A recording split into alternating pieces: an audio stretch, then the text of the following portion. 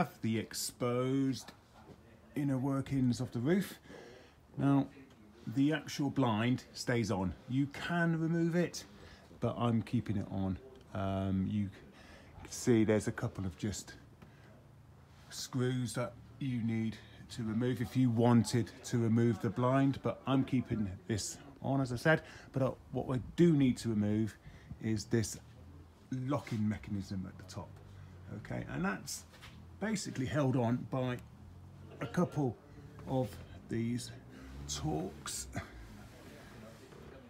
bolts, screws, all the way along. Undo them. It doesn't fall off your head.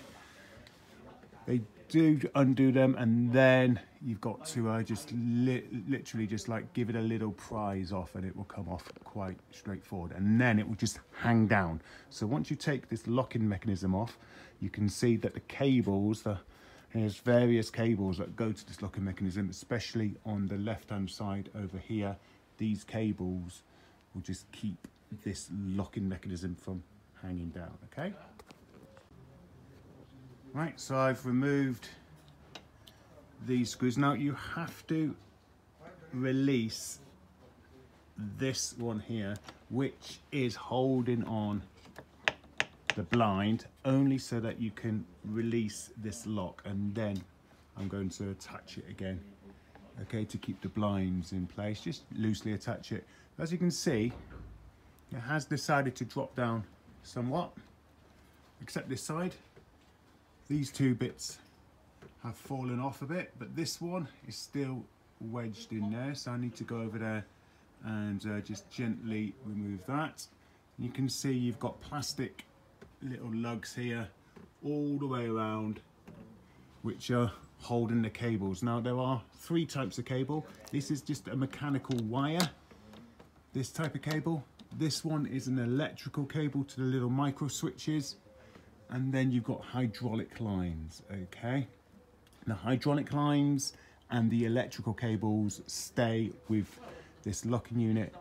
You can remove these cables, just mechanical cables for the locks, which are connected through here.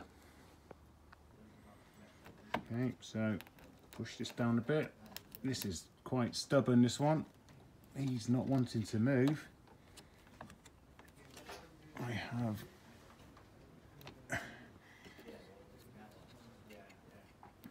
loosened everything, but you kind of think, have I taken everything out? But I have. The question is why is it stuck? There.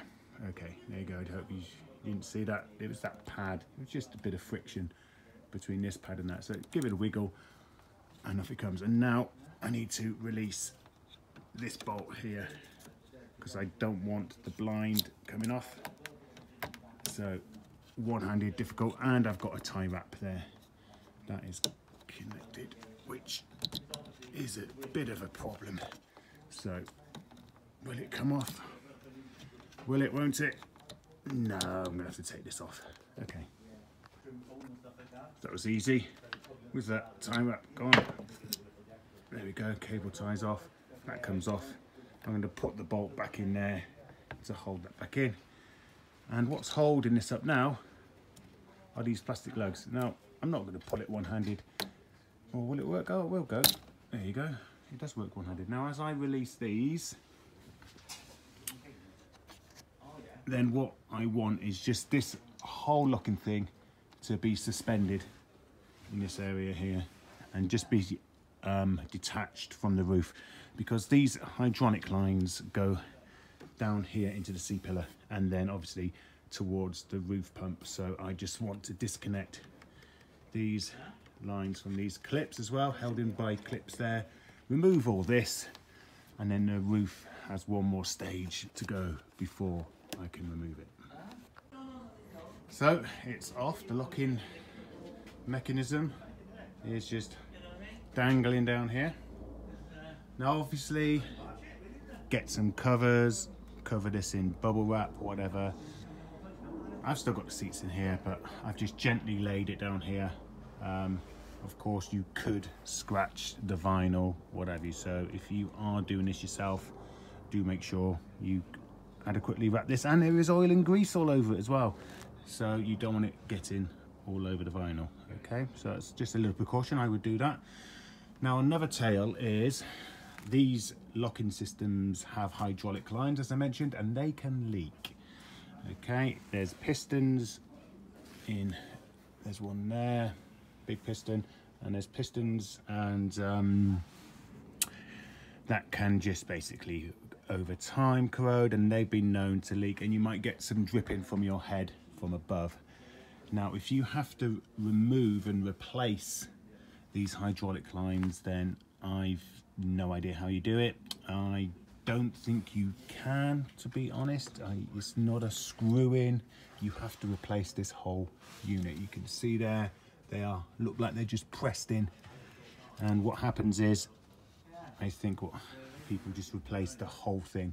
Now replacing this is not easy, okay? It's removing these lines, and that's for another video. So moving on to the roof. So these hydraulic lines then on this C-pillar, they start weaving down, and unfortunately what happens is they go underneath here.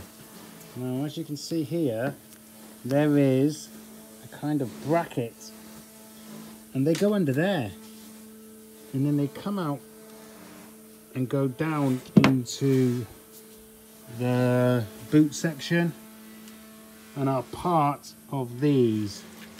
So I'm going to cut these, take the cable ties, as many as I can, and then I'm going to show you how to unravel all this. And the way I unravel all this is by taking the whole C-pillar out, because if you've got these 3 bolts here, one there, and one there, it will then lift up and I can get to that bracket, and I'll show you that.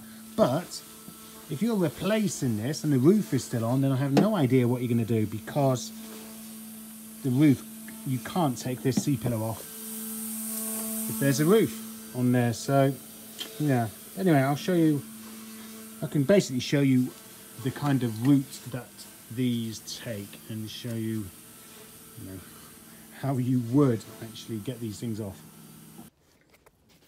So I have cut quite a few cable ties that go all the way around, so all these are loose. Now there is an electrical connector, and it is one of these wires that come down here, and it leads into this group of cables down here, and it is this here. So you're going to have to disconnect this terminal down here, just pull that off. Okay, and that is the electrical connector undone. So you can pull all this spaghetti around and get this out and ready to feed out. Now I'm following the hydraulic lines from this roof lock, and it is all clipped on to the C-pillar. So I'm going to remove these from there. A bit of a thing to do, not too bad. So get rid of all these without it moving. Just take these out from the brackets, or pull the bracket off, whatever's easier. Okay, and then you come to a stumbling block. Okay, so the electric cable is held on by that, easy, you can cut that off. But now the hydraulic lines are clamped on with this, so I'm going to have to remove that, which is easy, and then they come from there and come underneath into, well, under there. So loosened this, so this has come loose, but the electric cable here is now caught behind this little latch here, this little plastic kind of, well, it's designed to keep it in, so that needs pushing out and forcing through somehow. It's not easy to do one-handed. Hopefully it can be just levered to the side and pushed out. Okay, success, forced that through, and now you can see it's got cable ties around it, and it's now going to end up going behind this metal bracket here, and this metal bracket is undone with this screw here. Now, how you access that screw, well, you can suppose you could have, well, I'm not going to even attempt it. I'm going to take these 3 bolts out now. That bolt, and that bolt, and I'm going to remove the C-pillar anyway. So I'm going to push it forward, and then it's easier to show you.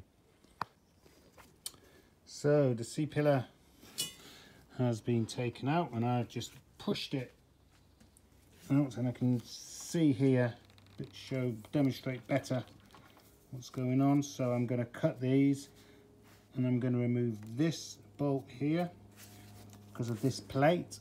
You then got another plate which needs to then be removed by this and probably this, and then I do believe it's finished. Once this plate and that plate's out of the way, I think we can then get it out of the way and done. So the plate's removed, and I've got lots of freedom now, and so the lock comes through. These are the ones I'm after. If I just move this, you can see things are starting to move, and here we go. Just gently feed it through, so don't want anything to break. This electrical one's been a little bit awkward. There it is. And if I now, it's caught on lots of rubbish, but alas, it is out. It's caught. There you go. Okay, so here is the full lock in system. It's out with all its hydraulics and electrical components. Okay, good luck if you do this. If you got an alternative, then I'd like to know. I don't know whether you can split the lines and repair them in situ. I wouldn't know how they're braided and what have you, but the only reason you would replace this is because of either the pistons are broken, or I suppose you could, I don't know, replace these. The problem is them, I've never known how to get these out and refit them. It would be nicer if you could, but normally it's the pistons that leak or these lines. So yes, good luck with everybody. Hope you've enjoyed this, and you know, and happy motoring.